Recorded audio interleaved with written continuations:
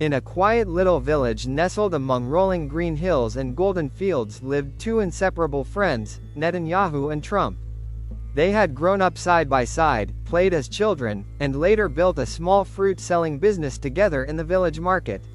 Everyone admired their bond, believing nothing could come between them. But as time passed, their hearts began to change.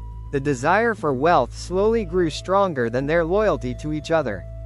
Greed crept in silently, like a shadow in the night, filling their minds with envy and selfishness. One afternoon, while wandering through the forest to gather wild fruits, they stumbled upon something extraordinary. Beneath the roots of an ancient banyan tree, half buried in the soil, glimmered a pot overflowing with diamonds. For a moment they stood frozen, their eyes wide with disbelief. Netanyahu broke the silence, exclaiming, "We are rich. No more selling fruits for us." Trump, equally thrilled, whispered, "Yes, but we must keep this secret. No one can know." They covered the treasure with leaves, planning to return at night.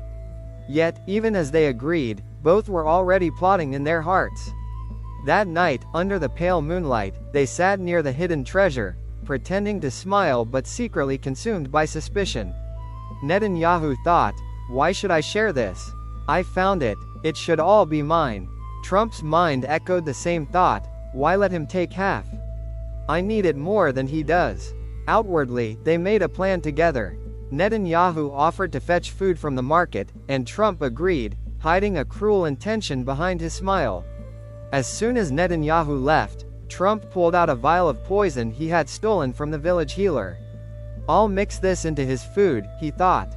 "Once he eats, the treasure will be mine alone." But Netanyahu was no less cunning.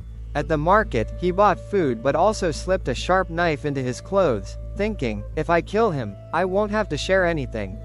When Netanyahu returned, Trump welcomed him warmly, hiding his malice. "Let's eat first, then carry the treasure home," he said. As Trump ate the poisoned food, Netanyahu suddenly drew his knife and struck him down. Trump collapsed, lifeless. Netanyahu, triumphant, whispered, "Now the treasure belongs to me." Hungry, he began eating the food Trump had laced with poison.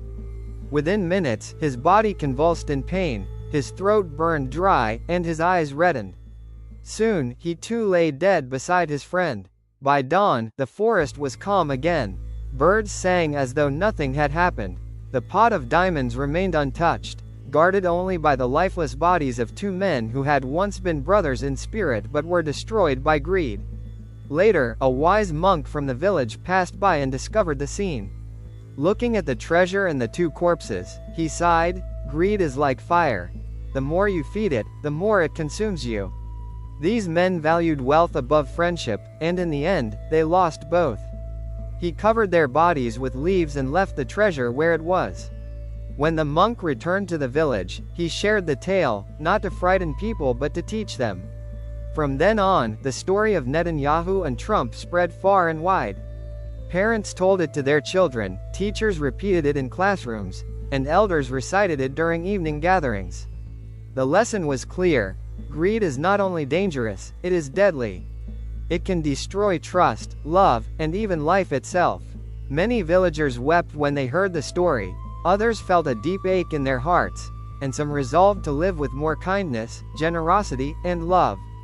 For in the end, no jewel in the world is worth more than a true friend, and no treasure can replace honesty and loyalty.